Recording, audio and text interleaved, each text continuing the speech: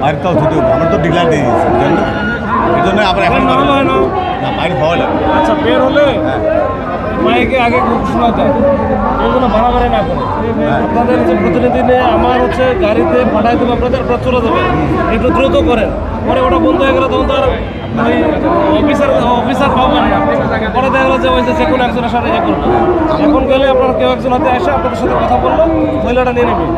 তো এটা দ্রুত করেন আর যদি আমরা তো সবাইকে বলেন যে কেউ যেন বাড়াবাড়ি না করে ওখানে আটকাই দেবো ওইখানে যেন থাকলে ওখান থেকে আমি দিয়ে দিলে তখন আবার যেন ব্যাক করে এখানে আসে আপনারা ওদিকে চলে যাবেন ওনারা এদিকে চলে আসবেন